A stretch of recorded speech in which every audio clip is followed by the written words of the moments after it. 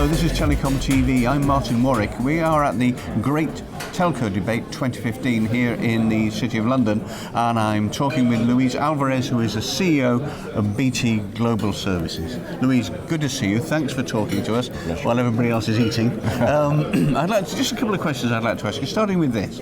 Now, you're in charge of a part of BT, 40% of BT, that supplies managed network services and comm services to some 6,500 large corporate and public sector companies in 170 countries worldwide. It's a £7 billion business, and your customers include almost all of the FTSE 100 companies and three-quarters of the Fortune 500 companies, so it's a big job, however you look at it.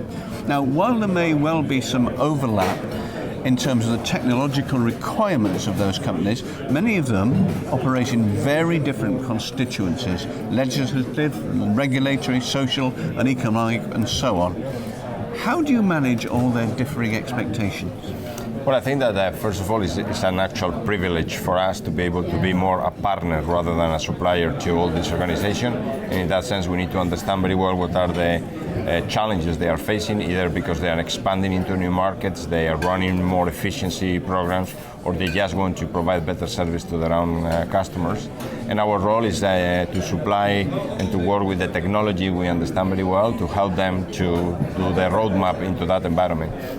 I think that the secret of what we do is that we are a global organization, in the sense that we are global. We are able to operate anywhere in the globe, but at the same time we have local presence with people who understand the local markets and who are able to work very closely with our customers.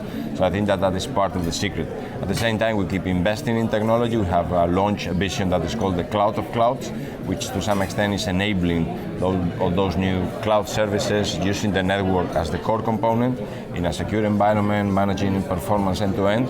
And again, you have to be able to balance the different requirements of customers because they are in different moments on that journey, right? So I think that level of understanding for us is critical. Okay, thank you. The second question then, how does network transformation, virtualization, the cloud, SDN, NFV, and so on help you to provide solutions for such a diverse customer base?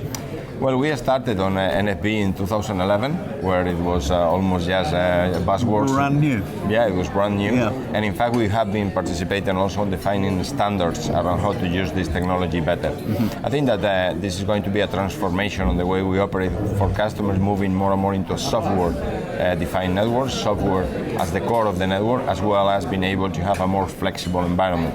I think that this is part of that agenda. It's not yet absolutely ready everywhere, so we are still in the process in which we are all learning in the industry how to leverage the value of this. We have just launched our first set of products around these capabilities with SDI One, and we are helping customers to do that. We have some pilots with customers, but clearly it's the trend of the industry, managing the networks through software. That is going to help us to be more agile, more flexible, and to have more price points that are similar to cloud services rather than the traditional fixed kind of infrastructure. Thank you.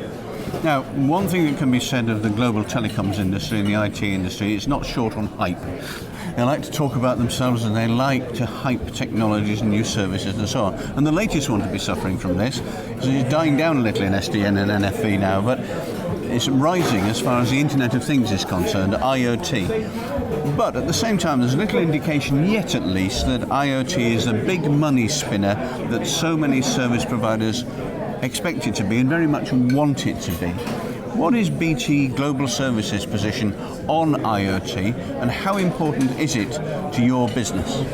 Well, I think that the Internet of Things, as you said, is one of the new areas that is so broad that includes almost everything we do, right? So you can say from wearable devices to the things that are happening with some of our customers. So the first thing we do is that we help customers who are moving into that journey.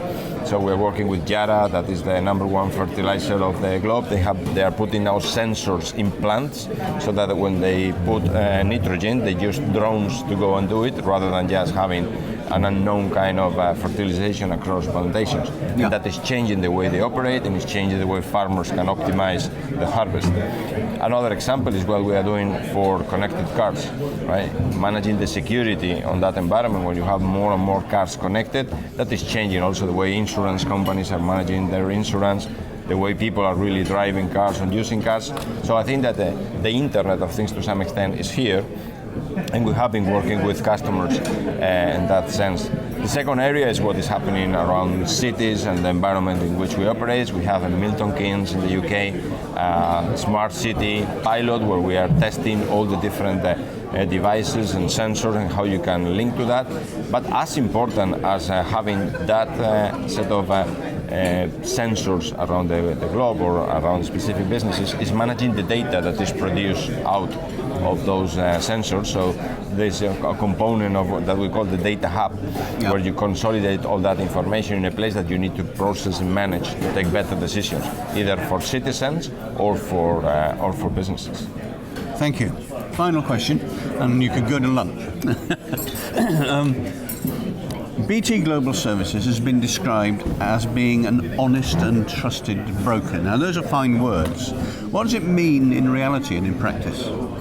Well, in reality is that we enable our customers to use the best of technology available in the market. So we own and run a core network, which is still part of our essential business, and we will continue to do that because in our purpose as a company, we say that we use the power of communications to make a better world, which means that in reality, telecommunications are changing the way we live, the way we work.